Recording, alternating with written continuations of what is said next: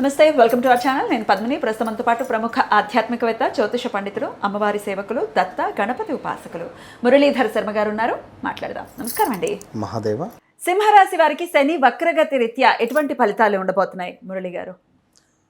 తప్పకుండా అమ్మ. సింహరాశి వారు ఎవరైతే ఉన్నారో శని వక్ర దృష్టి వల్ల సింహరాశి వారికి వారి భార్యకు భర్తకు, ఉదాహరణకు భర్తది సింహరాశి అయితే భార్యకు, భార్యది సింహరాశి అయితే భర్తకు కొంత అనారోగ్య సమస్యలు కానీ కొంత డిస్టర్బెన్సెస్ ఏర్పడేటువంటి పరిస్థితులు కావచ్చును. అదేవిధంగా దగ్గరి ఫ్రెండ్స్ ఎవరికైనా కొంత అనారోగ్య సమస్యలు రావడము, లైక్ ఇంకా ఏమైనా సీరియస్ జోన్లోకి వెళ్ళడం కావచ్చును. ఇప్పుడు ఉదాహరణకు మన ఇక్కడెక్కడ బళ్ళారి దగ్గర నుండి ఒక క్లయింట్ రావడం జరిగింది. వారి కొడుకు డిప్రెషన్లోకి వెళ్ళిండు. సో వారి జాతక రీత్యా చూస్తే ఎవరో దగ్గర వ్యక్తులు దూరం అయ్యారు అనేటువంటి సమాధానం ఉంది. ఆ విధంగా వారిని అడిగా, సో ఇట్లా ఏమైనా జరిగిందా నాన్న అంటే, నా క్లోజ్ ఫ్రెండ్ యాక్సిడెంట్లో మరణించాడని చెప్పి అన్నాడు. ఆయన అక్కడి నుంచి డౌన్ అయ్యాడు. ఆయన చాలా అంటే చాలా వితిన్ తట్టుకోలేకపోయింది ఆ చావును.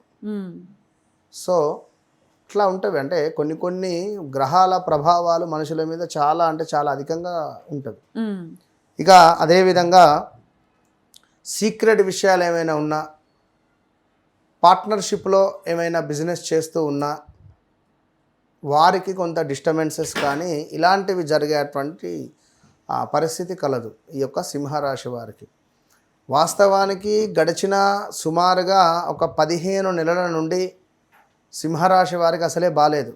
అది ఎవరు అవునన్నా కాదన్నా సింహరాశి వారికి గడిచిన ఒక 15-16 నెలల నుండి ప్రదేశ మార్పులో, స్థాన చలనాలో, కాళ్ళకో చేతులకో దెబ్బలు తాకడాలో, స్టమక్ రిలేటెడ్ ఇష్యూస్ రావడం కావచ్చును. వీరికి కూడా అయితే ఇది అష్టమ శనిలో నడుస్తుంది కదా, వీరికి కొంత ఇంపాక్ట్ తగ్గదా? సప్తమ స్థానం వైపుగా చూస్తూ ఉండడం ద్వారా ఇబ్బంది ఉంటుంది. సప్తమ స్థానము అంటే ప్రదేశ మార్పు 100% చేయాల్సి వస్తుంది. అది మళ్ళీ ఉన్నటువంటి మన లగ్నాన్ని చూస్తుంది. సో సింహరాశి వారికి ఒక గృహ నిర్మాణానికి అవకాశం. ఇప్పుడు ప్రదేశ మార్పు అనగానే ఈ రూమ్ నుంచి ఆ రూమ్ కావచ్చును, ఈ ప్రదేశం నుంచి ఆ ప్రదేశం కావచ్చును, ఒక గృహ నిర్మాణ అవకాశమైనా కావచ్చును, ఉద్యోగంలో పొజిషన్ చేంజ్ కావచ్చును. మొన్నటి వరకు చాలామంది సింహరాశి వారు ఉద్యోగరీత్యా ఇబ్బందులు ఎదుర్కొంటున్నామన్నారు. నైట్ జాబ్ చేస్తున్నారు అంటే షిఫ్ట్లు వైజ్గా నైట్ షిఫ్ట్లు జాబ్ చాలామంది చేంజ్ అయ్యారు. వీరికి ఏంది ఉపశమనం కలగవచ్చును, డే షిఫ్ట్కు వెళ్ళవచ్చు. సో ఇలాంటి అవకాశాలు, లేదా కొత్తగా ఏమైనా బిజినెస్ పెట్టాలి అనేటువంటి ఆలోచనలు రావడం కానీ, ఎవరైనా ఒక కొత్త వ్యక్తి వీళ్ళ జీవితంలోకి రావడం కానీ, ఇగో మామ నువ్వు పలానా దగ్గర ఇన్వెస్ట్మెంట్ చేయి, నీకు నెలకింత డబ్బులు వస్తాయి అనేటువంటి విధంగా చేయొద్దు. గుర్తుంచుకోండి, మీ నీడని కూడా మీరు నమ్మొద్దు. కనుక వ్యక్తిగత జాతక రీత్యా కూడా నడిచే దశ అంతర్దశలను చెక్ చేసుకోవాల్సినటువంటి బాధ్యత వారిదే. ఉద్యోగం రీత్యా ఎట్లా ఉంటుందండి? ఉద్యోగం లేని వాళ్ళకు ఉద్యోగం రావటం 100కు 200% వస్తుంది. 100కు 200% ఉద్యోగం వచ్చేటువంటి పరిస్థితి ఉంటుంది. భార్యకు భర్తకు లైక్ అంటే ఎవరిది ఇందాక చెప్పా కదా, అనారోగ్య సమస్య వచ్చే పరిస్థితి ఉంటుంది. తీవ్రంగా గొడవలు ఉన్నాయి, డివర్స్ దాకా వెళ్ళే పరిస్థితి ఉంటుంది. డైవర్స్ దాకా. రైట్. వివాహ ప్రయత్నాలు చేయొచ్చా? ఖచ్చితంగా చేయవచ్చును. తండ్రి లేని సంబంధాలు వచ్చేటువంటి ఛాన్స్ ఉంటుంది. రైట్. ఆరోగ్యం ఎలా ఉంటుందని అనుకోవచ్చు? ఆరోగ్యము 12వ భావంలో గురువు ఉన్నాడు కనుక కొంత బద్ధకస్తంగా కానీ కాళ్ళకు సంబంధించిందో లైక్ ఇబ్బంది ఉంటుంది. శరీరం సహకరించదు. బట్ అన్ని విషయాల్లో కంటికి సంబంధించిన ఇబ్బందులు కూడా వస్తాయి, చూసుకోవాల్సి ఉంటుంది. మరి అన్ని విషయాల్లో కూడా శని మంచి ఫలితాలు ఇవ్వాలి అంటే ఎటువంటి పరిహారాలు చేసుకోవాలి పర్టికులర్గా సింహరాశి వారండి? ఇక్కడ ఈ రాశి ఆ రాశి అనేటువంటిది కాకుండా ద్వాదశ రాశులలో మనకు శనేశ్వరునికి సంబంధించినటువంటి ఒక వక్ర దృష్టి అనేటువంటిది. వక్ర దృష్టి అనగానే కేవలం మనకు వెనక భావము అంటే clockwise anticlockwise అనేటువంటిదే కాకుండా ఒక బంతి అనేటువంటిది నేల మీద కొడితే అది ఎంత ఫాస్ట్గా కిందికి వెళ్ళి అంతకంటే డబల్గా పైకి వస్తుంది కనుక శనేశ్వరుడు ఉన్నటువంటి భావం నుండి వెనుక భావాన్ని ఏ విధంగానైతే చూస్తున్నాడో అంతే ఫాస్ట్గా దాని ముందు భావాన్ని కూడా చూస్తాడు.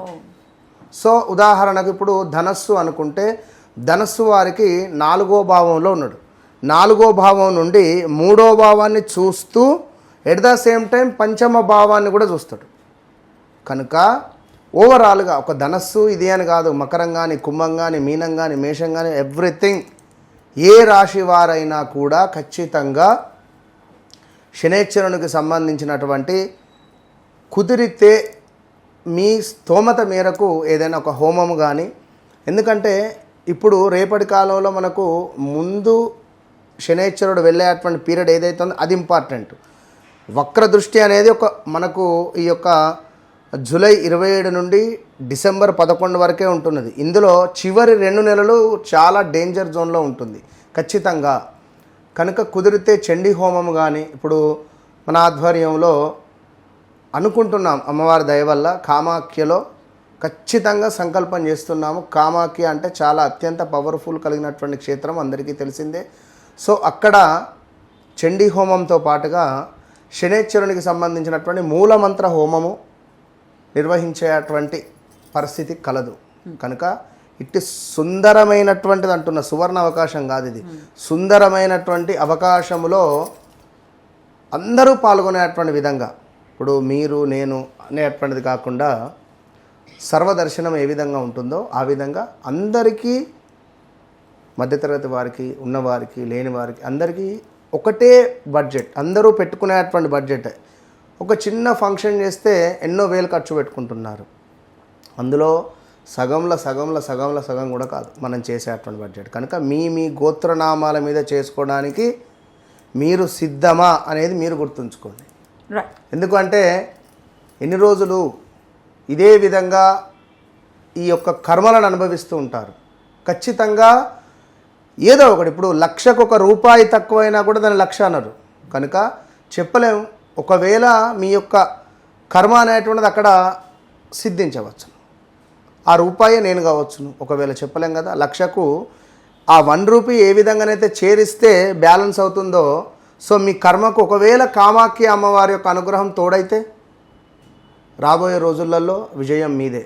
కనుక రాలేని వారు ఈ యొక్క రావి చెట్టు కింద దీపారాధన కావచ్చును, నల్ల నువ్వులు దానం కావచ్చును.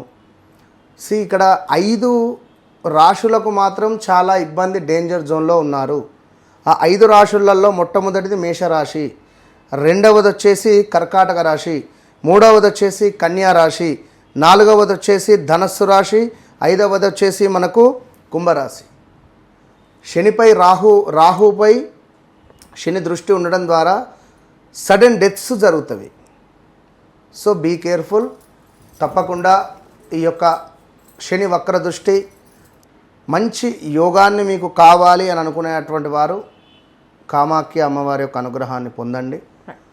లేదు అని అనుకునేవారు బ్రాహ్మణుని ఇంటికి పిలుచుకొని నల్ల నువ్వులు దానంగా ఇవ్వండి, లేదా ఏదైనా దేవాలయానికైనా వెళ్ళి ఇవ్వండి. రైట్, చాలా చక్కగా వివరించారండి. కృతజ్ఞతలు. నమస్కారం అండి. మహాదేవ.